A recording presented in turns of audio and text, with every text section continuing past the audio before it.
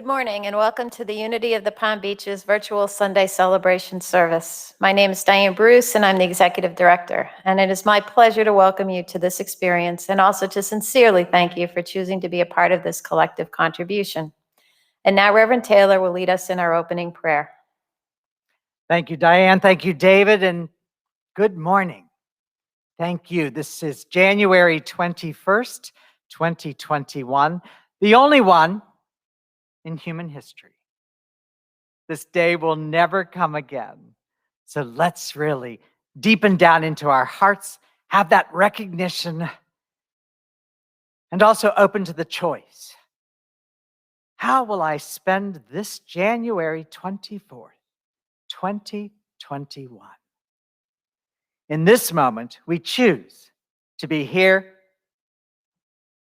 to be fully present, to be virtually together, and to recognize that by choosing this, we uplift all humanity, all living things.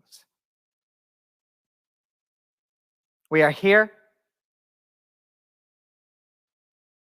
We are uplifting.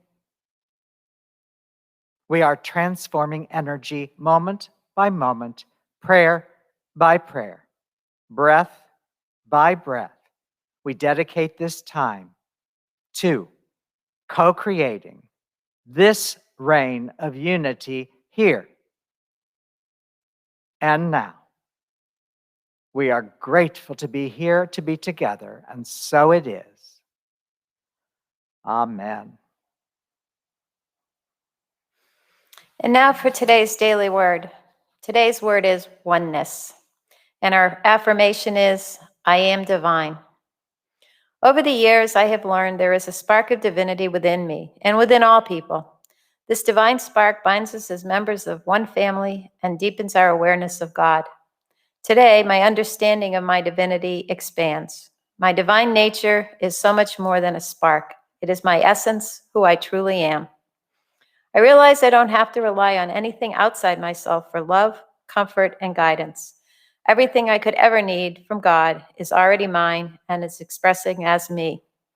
My realization of oneness extends to all people, who I now see as fellow divine beings. Freed from all illusion of separation, I am aware of the divine presence everywhere, expressing through everyone. We are divine. And from John chapter 17, verse 21, that they may all be one. As you, Father, are in me and I am in you, may they also be in us.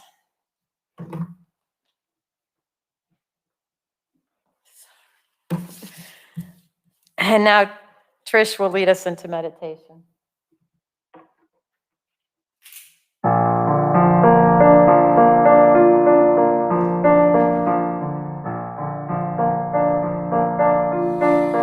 When I pray, I feel my heart go deeper, my heart go deeper into my God.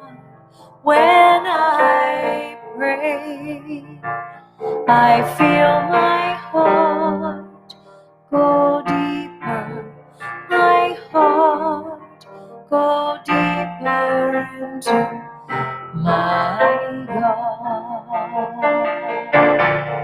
Right here, right now, right where I am, I pray. Right here, right now, right where I am, I pray.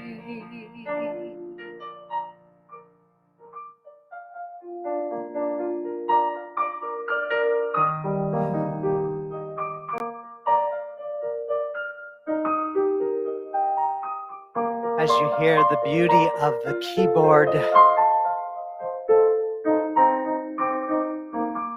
as you continue to feel the echo of that lovely, lovely voice, singing that lyric.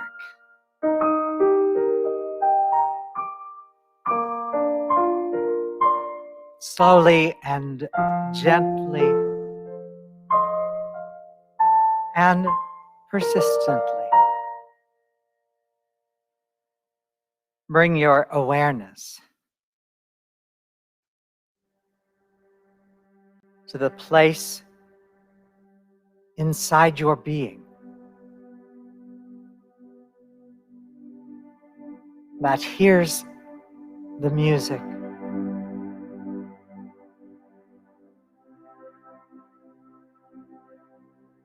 that responds,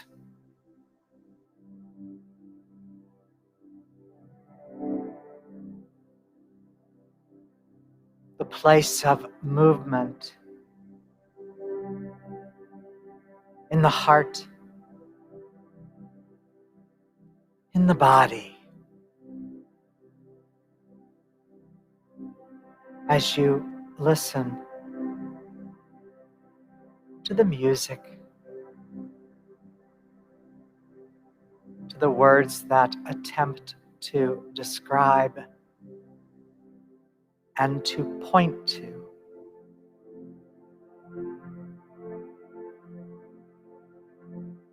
the place,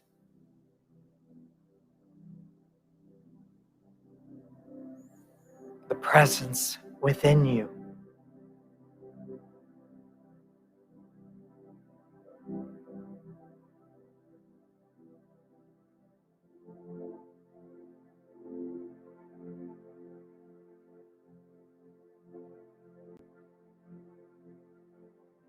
Let's just embrace together the futility of words and descriptions.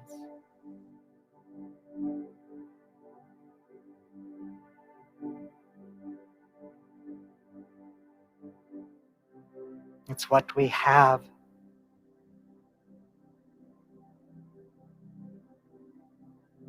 It's what we use.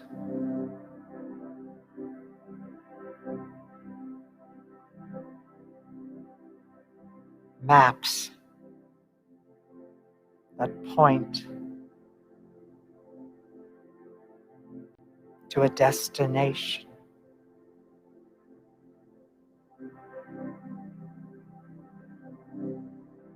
That cannot be described.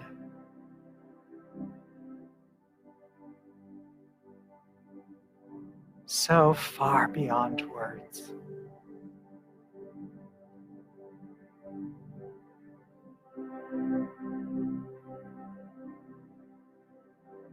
It is in the breath.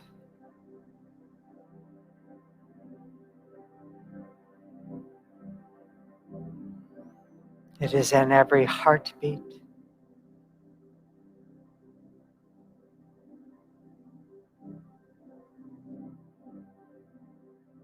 It is in every precious moment.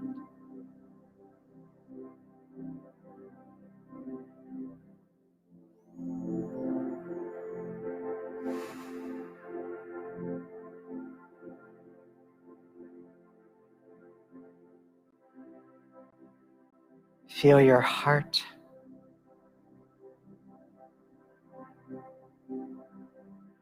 Really feel the heart center.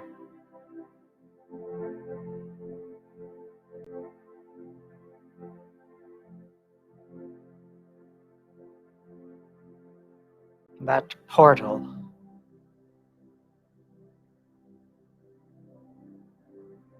through which Source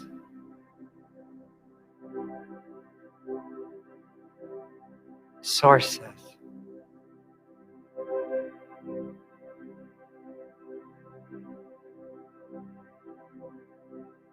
the opening through which life lives.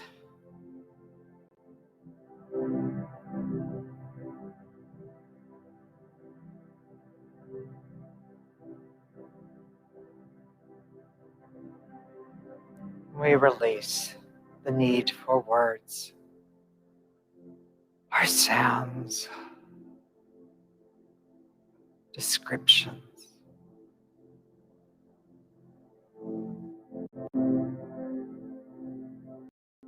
As we open into the underlying stillness, be still.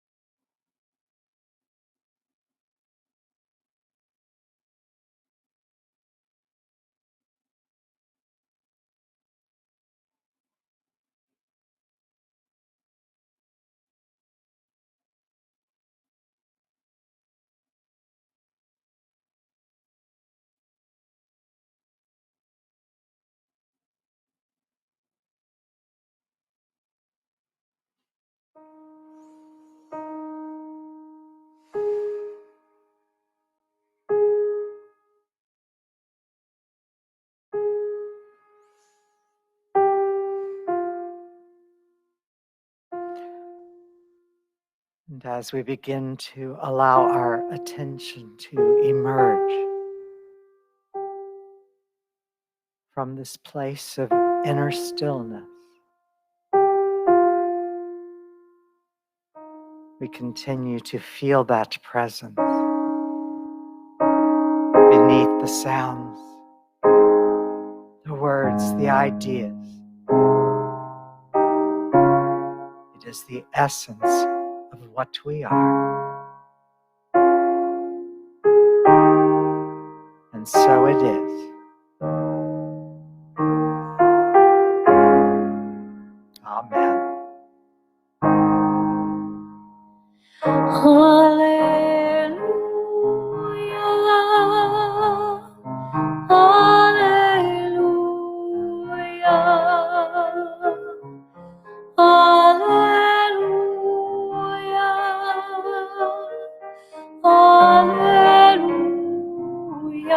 Hallelujah.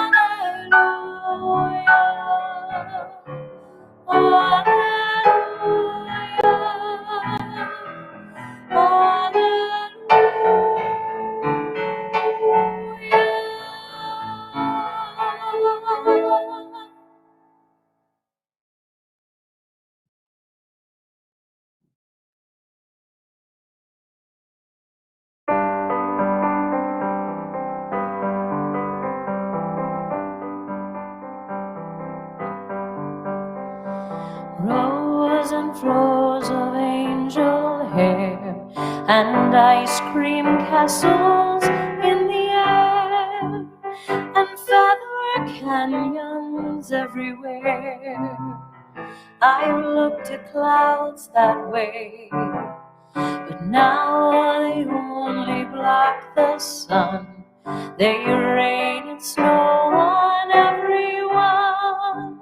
So many things I would have done, the clouds got in my way. I've looked at clouds from both sides now, from up and down, and still somehow it's cloud illusions I recall.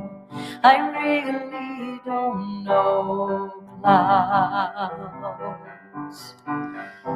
at all.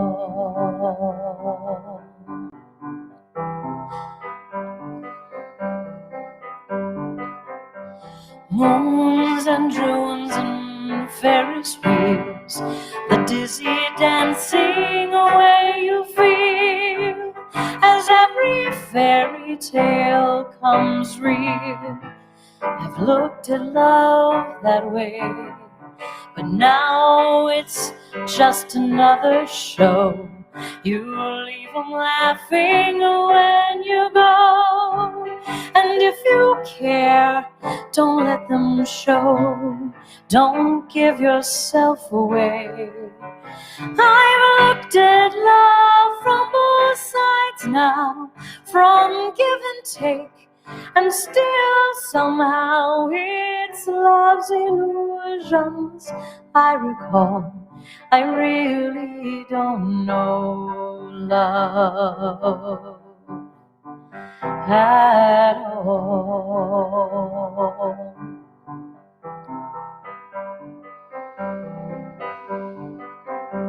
Tears and fears and feeling proud to say I love you right out loud. Dreams and schemes and circus crowds. I've looked at life that way, but now old friends are acting strange. They shake their heads, they say I've changed. Well, something's lost, but something's gained in living every day. I've looked at life from both sides now, from win and lose, and still somehow it's life's illusions I recall. I really don't know life at all. I've looked at life from both sides now, from up and down, and still somehow it's life's illusions I recall. I really don't know life at all.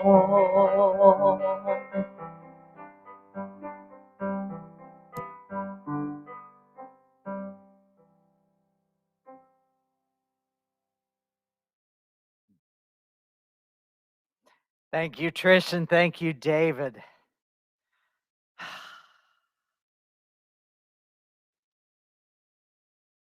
I've had a relationship with that particular song since childhood. Joni Mitchell wrote that song in 1966, included it in an album in 1967. That was a long time ago. And I was a child when that song came out, and it came to me recently, and I could feel that the song has so evolved in my awareness and my experience of it. And that experience has deepened and broadened and grown and matured. And I remember singing that song as a child and loving to sing. And I thought I knew what the song was about. And now, what I thought was somewhat of a, I don't know, the song kind of felt as fluffy as those clouds that it describes in the lyric. And now it has such a profound feeling for me. And as I recently recalled the song, I reflected on how that song has changed, how the song has changed. And it led me to such a deep realization of how much my experience of my life is much like the experience I have, the relationship I have with that song. That, the lyrics of the song haven't changed. My experience of the lyric has changed dramatically. The facts, the details of my lifetime haven't changed. However, my experience of those details, those facts, have changed dramatically. And so the song and my life continue to teach me. And I'm grateful to be at a point where, as the lyric says, I don't know clouds. I don't know life. I don't know love at all. Because looking back at what I thought I knew from this perspective is sometimes embarrassing, always humbling, baffling, and beautiful. And I gotta say, beautiful, because I finally have the courage to say, you know what? Based on what I thought I knew, based on what I thought was going to happen, I don't know. The longer I live, the less I know. The longer I live, the less I know, the more comfortable I am with not knowing. So here we are, as I said in our opening, January 24th, 2021. And the month of January has a particular feel for me, but like the song and like my life experience, that has evolved. And particularly, I think probably more than any other January or calendar year, 2020, the way that I entered into it and the sense I had of it and what I thought might happen in the year 2020 and the way that it actually unfolded taught me more than ever, perhaps, that I don't know what's going to happen, right? So, but January named after the Roman god Janus, symbolically the god of gateways, the god of doorways, the god of duality, the god of transitions. Janus is depicted as having two faces, one face looking in opposite directions. And so January is the month of a potential for transition, a gateway into a new experience. And again, here we are, January 24th, as I have shared with you many times over the years that we've been together at Unity of the Palm Beaches. Scientifically, we know that January, this gateway into a new year, the potential of a new experience. If we hold the image of Janus with one face looking back into the previous year, one face looking forward into the potential of what the new year may hold, here we are. Scientifically, we know that though many people, and I've described, there is a collective dynamic, an energetic opening, because many people in human consciousness in this month of January, in this gateway, in this doorway into the new year, many people set goals. We don't do that in Unity, but intentions. We have our white stone ceremony. We've just come out of our burning bowl, where we have decided, hopefully intuitively and in an inspired way, this is what I am being called to release as I move into an experience of a new year, into an increased potential, into a time where my consciousness can evolve. The white stone ceremony, we pray into, we allow for a word or a couple words to arise that will lead us through the weeks and the months of the year, in this case, 2021.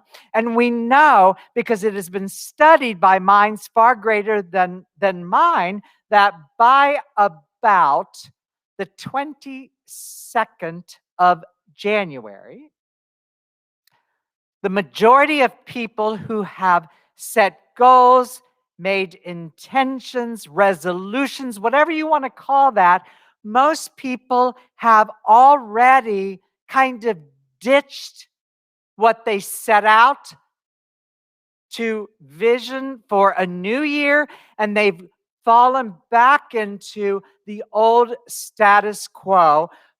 If 2021 held an increased potential, most people have fallen back into 2020, 2015, 1990, 1967, when we first heard both sides. So the dynamic, the gateway that is this potential, we've already kind of lost the inertia of the collective consciousness moving forward. And so here we are, and most people would tell you, if you look at Janus, again, one interpretation of that, Janus, the god, is looking back and looking forward. And there is a gateway between those. There is the part of me that has the ability to, of course, look back. I also have the ability to vision forward. We hear in modern psychology and in a lot of spirituality, well, now, wait, don't look back. Don't look back. I would say to you, look back. No, go ahead. Look back. There can be great value. See, that's why we have the two faces of Janus, and we can look back, but we can do so with great intention. We are going to look back with a specific purpose. Now, the way that psychology unfolds for us in human consciousness is that we tend to look back, and we look back at what we do not want, and we have an aversion to that. So there's an emotional charge about, ooh, I don't want to experience that again. I don't want to have that. And then we look back at what we really liked, what was pleasurable, and then we attach ourselves to that. Oh, yeah, I really want that. I want that. And what happens is we have this tension between aversion and attachment. So psychologically, we are always looking back or we are looking forward, and what we miss is the now, the power of the present moment, the power of present moment choice. But when we look back with intention, and we're going to look back anyway, let's just face it. You can say, well, I'm not going to look back. Wakey, wakey, yes, you are. It's the way we're wired, but it's how you look back. So when we look back with intention, we look back and we see what life has shown us, what we have learned from life. And I don't know about you, but man, some of the best, the most important lessons of my lifetime have been the mistakes that I have made. They have taught me. And yeah, there's the part of me, I certainly don't want to experience that again, but I can't rid myself of it. And in fact, when I have this capacity to look both ways, I look back from the now, I vision forward from the now, I glean the good from what has been, I forgive what has been. I begin to live with a state of increased potential because I'm mature enough to be able to face what has happened in the past. And when I have the maturity to look at it square on, face on, I then am able to learn from it enough that I can have an increased sense of what is possible, what is the potential here in January, right, of a new year, of a new experience. And so that song, Both Sides Now, rows and flows of angel hair, ice cream castles in the air, one of the many profound gifts. And what reminded me of that song is because I'm not commuting back and forth on a daily basis, and because I am not socializing at all, because, well, I'm really not doing anything. I do my work for Unity, and I sit outside, I get in my hot tub, I take walks in the park.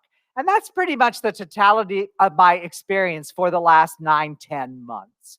So something that I have, that I've recaptured since childhood, I haven't really done this actively since childhood, is I spend time simply looking at the clouds. I've reclaimed this experience of the rows and flows of angel hair, and then noticing what I see in them. And so it has been so rich and so beautiful. And one day, as I was staring at the clouds, and first I saw an elephant. And then I looked again and I looked closer and I thought, wait a minute, is that an elephant or, I don't know, is that Cape Cod? Right? And I had another realization that what's in the clouds, it's not in the clouds. It's in me.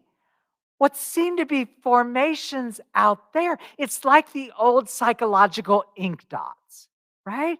What you see in the ink dots, what you see in the clouds, isn't really in the clouds.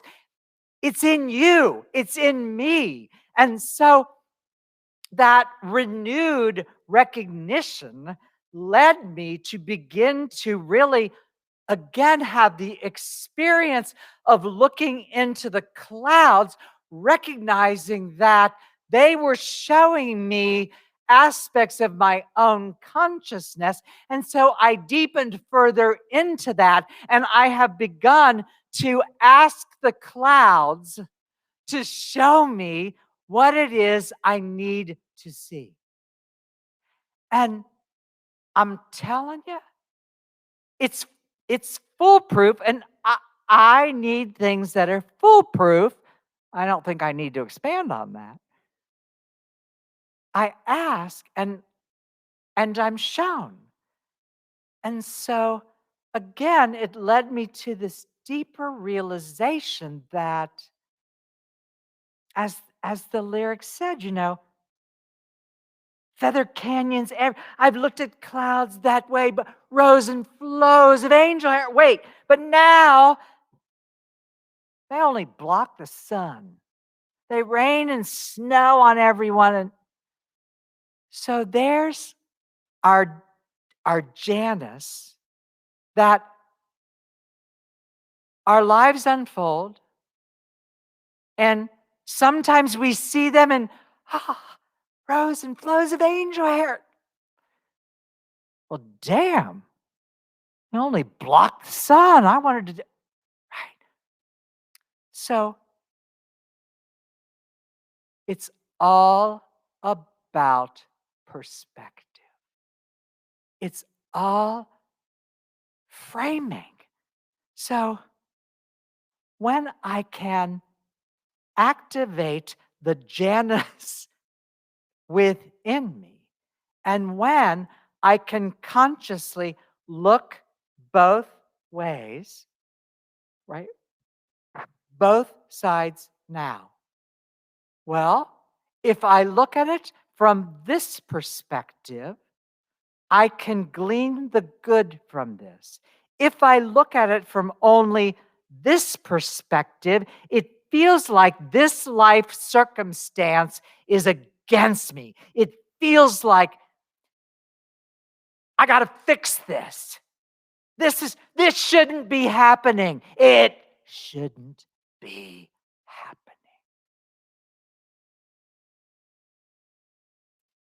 And it is. And it is.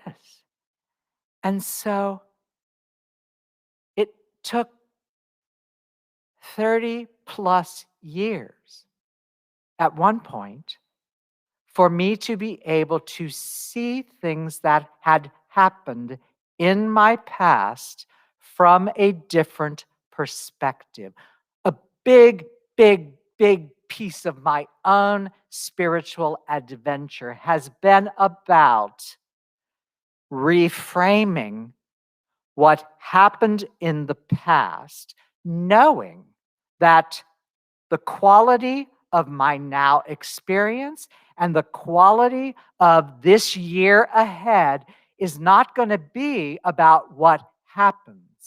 It is going to be about my chosen experience, how I story tell about, right? So the cloud is either this beautiful formation that is here to teach me when I allow it to teach me. Hey, cloud, you are part of the same universal field of infinite intelligence that am I. See, there's not a cloud out there that it is not a part of the same essence energy that comprises the in here.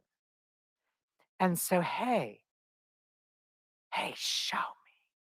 Show me. I'm willing to see, because I thought when I was 10, what was happening was all about traumatizing me. And guess what? As a kid, there were traumatic things that happened. I am not telling you to deny the woundedness. I am, however, asking you to consider that your entire life has been about a greater adventure, a greater learning. Look at how you have framed your life in the past. Look at how you are framing what is happening now. Look at the expectations you have for your future, and be willing to step back and to say, you know what? Man, I have looked at clouds from both sides now. From both sides now. It's clouds, illusions, right? What is clouding your vision? And if you are willing to see differently, the details don't have to change in order to see them differently.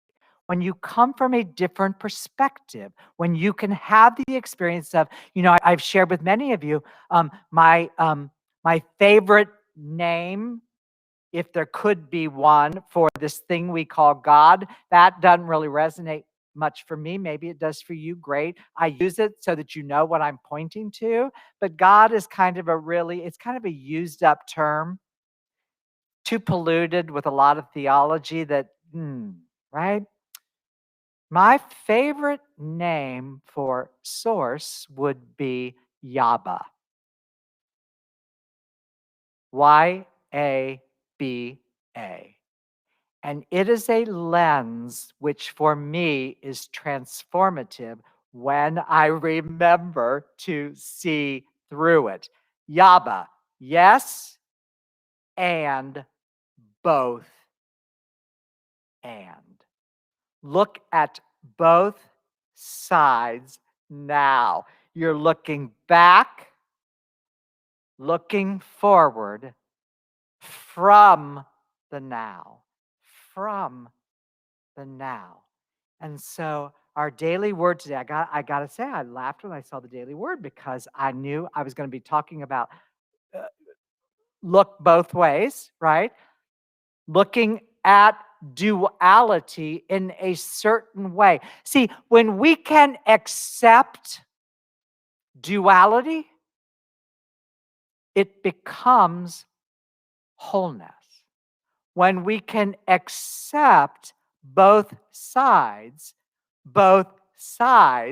become one. So I saw the daily word and it says oneness. Do you like that? Oneness. Oneness.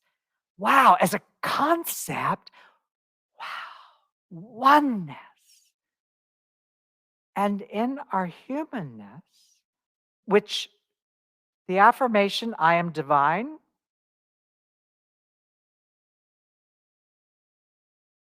I am divine. Well, yes, and I'm also here to be human.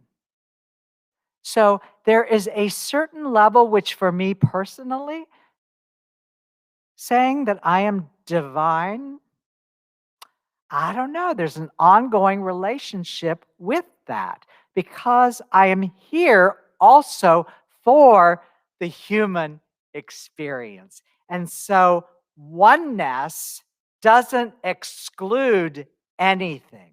Anything. Nothing that has happened in the past is excluded. Alchemy and transformation includes. It is all part of an unfolding. It's all part of an emergence. It is all part of the evolution of consciousness. And at the level of evolution, see, everything belongs. Yes, and both. And. Yes, and both sides. Look both ways. Back, forward, from the now. And so this level of accepting what has been. Now, right now, we are in a huge, huge, huge time of transformation. And there are things in the human experience that not everyone, but many, many, many people are seeking to change. There are people who, as we talked about last week, people who are marginalized and minimized and who don't have equal rights. And we want that to be different. But until we accept that that's what's been, we've got to say, you know what? This country, founded on incredible ideals, it has never truly been actualized that way, not for all beings. So when we can look back and say, look historically, who has not had a place at the table. From this perspective, I can say, you know what? Yeah, I see that. I didn't always see that. See, I didn't know that when I was in my youth. I didn't know, and I got to be candid with you, I didn't much care about it in my 20s and into my 30s. I didn't really care because I was all about what I was going to do with my life and my career and I was shopping. Don't tell me about that stuff. I don't want to hear. So I didn't look at what had been. Now I care deeply about both sides. I want to use what privilege, I'm going to use an intentional word here, what privilege I have been given to uplift others. I am going to use my spirituality to say, yeah, that's what has been in the past. Yes, there are things now that are happening that I want to see change. And so my spirituality is dedicated, as our theme is this year at Unity of the Palm Beaches, beyond just me, and what's good for me. I want to see a future that works for all beings. But if I don't have the internal fortitude to look at what has been clearly, to name it, to articulate it, to say, you know what, this is what history has been about. When I can look at that, then and only then can I do something to change it. So there's the dynamic. You know what? I thought I knew. I thought I knew what clouds were. I thought I knew what love was. I thought I knew what life was. But you know what? In retrospect, I didn't know clouds at all. I didn't know love at all.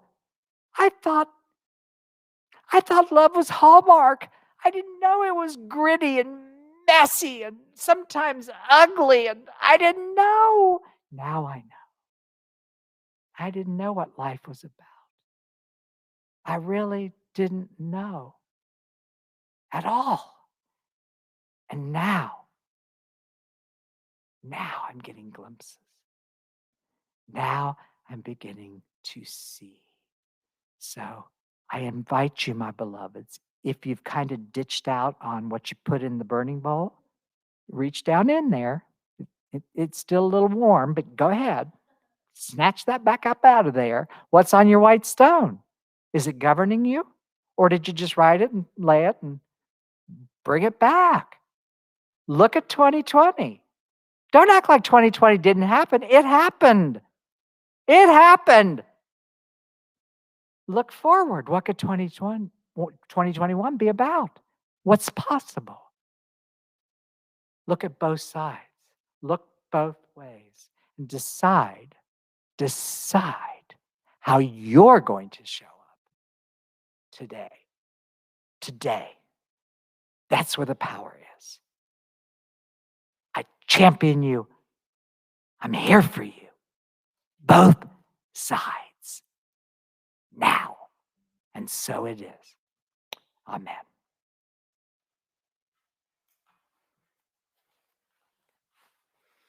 Thank you, Reverend Taylor. We trust that you've been spiritually fed by our gathering this morning. Though we continue to be socially distanced, we remain committed to providing you with a full roster of virtual activities until we are able to gather again at our Temple Israel home.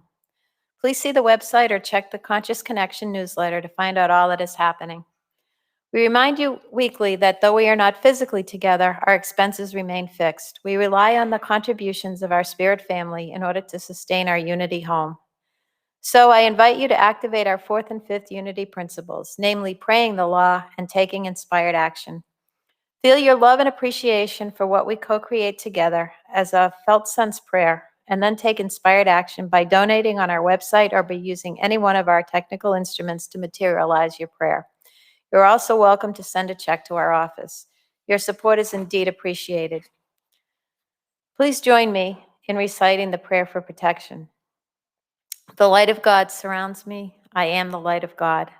The love of God enfolds me. I am the love of God. The power of God protects me. I am the power of God. The presence of God watches over me. I am the presence of God. Wherever God is, I am, and all is well.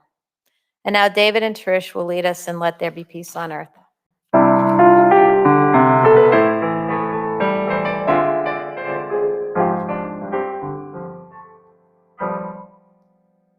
Let there be peace on earth, and let it begin with me. Let there be peace on earth, the peace that was meant to be, with God as creator, family all are we. Let us walk with each other in perfect harmony. Let peace begin with me. Let this be the moment now. With every step I take, let this be my joyous vow, to take each moment and live each moment in peace eternally. Let there be peace on earth, and let it begin with me.